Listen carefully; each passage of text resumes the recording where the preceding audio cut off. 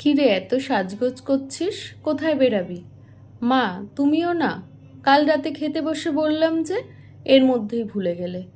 আলিশার বাড়িতে যাব, ওর বার্থডে ট্রিটটা নিতে হবে না? তোর বাবা কিন্তু বাড়িতে আছে আজ, খেয়াল থাকে যেন। বেশি দেরি হবে না, ওই 9টার আগেই ফিরে পড়ব। নীরা বেরিয়ে যেতেই নন্দিনী চায়ের কাপ নিয়ে হাজির হলো তন্ময়ের কাছে। তন্ময় তখন টিভি রিমোট হাতে নিয়ে কি একটা পুরনো দিনের সিনেমা দেখতে মগ্ন। চায়ের কাপটা তন্ময়ের হাতে দিয়ে নন্দিনী বলল, এই চলো না, আজ তো বাড়িতেই আছো, একটা সিনেমা দেখে আসি। তন্ময় চায়ের কাপে চুমুক দিয়ে বলল, নীরা বাড়িতে একা থাকবে? আরে নীরা তো ওর বান্ধবীর জন্মদিনে গেছে, বাড়ি ফিরতে 9টা বাজবেই। সিনেমা? তার চেয়ে বরং চলো ওই সিনেমা হলের পাশেই যে নতুন রেস্টুরেন্টটা হচ্ছে, কি যেন নাম, আহারের দরবারে। তাহলে তো ভালোই হবে, আমি কিন্তু বিরিয়ানি খাবো। এদিকে নীরা অলিশার বাড়িতে যাচ্ছে বলে আজ বেরিয়েছে নিলয়ের সাথে। 3 দিনের ছুটিতে নিজেরই একটা দরকারে নিলয় বাড়িতে এসেছে। বেঙ্গালুরুতে জব করে নিলয়, বাড়ি এসেছে, অথচ নীরার সাথে দেখা করবে না? তা হয় নাকি? পরশু রাতের ফ্লাইট, বেঙ্গালুরু ফিরে যেতে হবে নিলয়কে। মুখোমুখি বসে গল্প জমিয়েছে নীরা আর নিলয়, সঙ্গে নীরার পছন্দের বিরিয়ানি। হঠাৎ কথা বলতে বলতেই নীরা চুপ। নিলয় জিজ্ঞাসা করে, আরে কি হলো, সাইলেন্ট হয়ে গেলে? নীরা ইশারা করে পেছনে তাকাতে বলে নিলয়কে, তারপর বলে, আজ সব শেষ, এখান থেকে পালাতে না পারলে আর রক্ষে নেই। এদিকে তন্ময় আর নন্দিনী এসে বসে পড়েছে পেছনের কোণার একটা সিটে।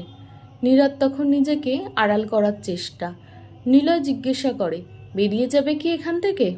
নীরা বলে, আরে মাথা মোটা, বেড়াতে গেলেই তো হাতে না হাতে ধরা পড়ব। বাবা যদি একটাবার এদিকে তাকায়, আমি আজ গেলাম। নীরা ভয়ে দুরু দুরু। নিলয় বলে, তুমি এক কাজ করো, ওয়াশরুমে চলে যাও, আমি বরং বসি। আমাকে তো আর চেনে না তোমার বাবা মা, কতক্ষণ আমি ওয়াশরুমে থাকবো? যা বলছি সেটাই করো, ওটাই ভালো হবে। নীরা ওয়াশরুমে যেতে উদ্যত হলে নিলয় বলে, এই যে ম্যাডাম, ওয়াশরুমে যাওয়ার দরকার নেই, তাকিয়ে দেখো তোমার বাবা মা চলে গেছে। যাক, বাঁচা গেল। নীরা যেন হাঁপ ছেড়ে বাঁচে। যেখানে বাঘের ভয় সেখানেই সন্ধে হয়, কথাটা বলেই নীরা আবার বসে। তারপর নিলয়ের দিকে তাকিয়ে বলে, আমার বুকটা এখনো টিপটিপ করছে, বুঝতে পারছো ধরা পড়লে আজ কি যে হতো? নিলয় হাসতে হাসতে বলে, বাবাকে বেশি ভয় পাও তাই না? ভয় তো একটা থাকবেই, আমাদের প্রেমের ব্যাপারটা মা বাবা জানে নাকি? তুমিও এমন কথা বলো না।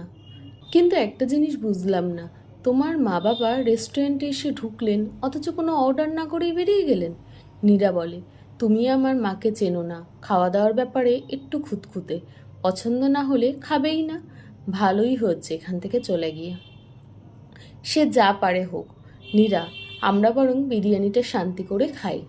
লুকিয়ে প্রেম করার মজাটাই আলাদা। প্রেমের ক্ষেত্রে এই রকম দুরু দুরু ভয় প্রেমটাকে অন্যরকম একটা মাত্রা দেয়। সে যাই হোক, খাওয়া দাওয়া সেরে রেস্টুরেন্টের বিল মেটাতে গিয়ে নিলয় জিজ্ঞেস করে, আচ্ছা দাদা, কিছুক্ষণ আগে যে ভদ্রলোক ভদ্রমহিলা এলেন, ওনারা কিছু অর্ডার না করেই বেরিয়ে গেলেন কেন? কাউন্টারের ওই ভদ্রলোক বললেন, ওনারা কাবাব অর্ডার করেছিলেন। বললাম হবে, তা একটু দেরি হবে। ভদ্রলোক বললেন, হাতে অত সময় নেই, বলেই তো বেরিয়ে গেলেন। কেন, আপনার পরিচিত কেউ নাকি? নীরা আমতা আমতা করে বলে, পরিচিত মানে ওই আর কি, একই পাড়াতে থাকি তো।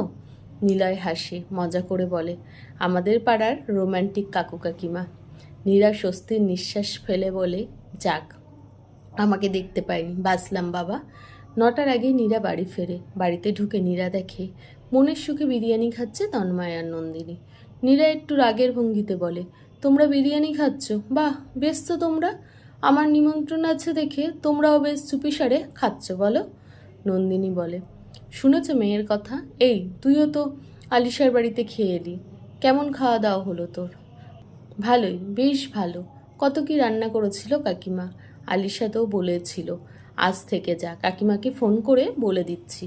তন্ময় তখন মনের সুখে বিরিয়ানি খাচ্ছে। বিরিয়ানি খেতে খেতে বলে উঠল, নন্দিনী, বিরিয়ানিটা কিন্তু দারুণ বানিয়েছে, নীরা একটু খেয়ে দেখবি নাকি? নীরা রাগ দেখিয়ে বলল, থাক, আর আমার মন ভোলাতে হবে না, যদি জানতাম তোমরা বিরিয়ানি নিয়ে এসে এভাবে আমাকে দেখিয়ে দেখিয়ে খাবে, আমি সত্যিই আজ ফিরতাম না। আলিশার কথাটা শুনে থেকে গেলেই ভালো হতো। নন্দিনী হেসে বলে, ও তাই বুঝি, তুই ওখানে থেকে যেতিস? তা নয় তো কি। ও আচ্ছা আচ্ছা, আজকাল আহারের দরবারে রেস্টুরেন্টে খাওয়া দাওয়া করলে থাকতেও দিচ্ছে? নীরা তো শুনেই মানে? তন্ময় এবার নন্দিনীর মুখের দিকে তাকিয়ে মুচকি হেসে নীরাকে জিজ্ঞেস করে, তার ছেলেটাকে? বেশ স্মার্ট কিন্তু। নীরা যে কি বলবে ভেবে পাচ্ছে না। ছেলে মানে? কোন ছেলেটা? নন্দিনী বলে, থাক, আর নামটা করতে হবে না। আগে থেকে বলে দিলে আমরা তো আর আহারের দরবারে যেতাম না। কত আশা করে গেলাম আহারের দরবারে খাবো, আমাদের সন্ধ্যাটাই মাটি কুড়ো দিলে। আর এখন বাড়িতে বসে বিরিয়ানি খেলেই দোষ, তাই না? নীরা আর ভাষাই পাচ্ছে না কিছু বলবে। খুব মৃদু সুরে বলে, তার মানে তোমরা? আমরা। তোর বাবাই তো বলল এখান থেকে কেটে পড়ি, আমাদেরটা তো মাটি হলোই, আর ওদেরটা মাটি করে লাভ নেই। অগত্যা আর উপায় কি, ফিরে এলাম। মাটি বললেই তো আর সবটুকু মাটি করে দেয়া যায় না। আর আমিও এত বোকা নই, তাই মোড়ের মাথার অবাক জলপান থেকে 2 প্যাকেট বিরিয়ানি নিয়ে তবেই ফিরেছি। যাও এবার নিজের ঘরে যাও, তোমার ওই রাজপুত্রের গল্পটা পরে শুনবো আমরা। এখন অন্তত শান্তি করে খাই। কলমে সরজিৎ ঘোষ।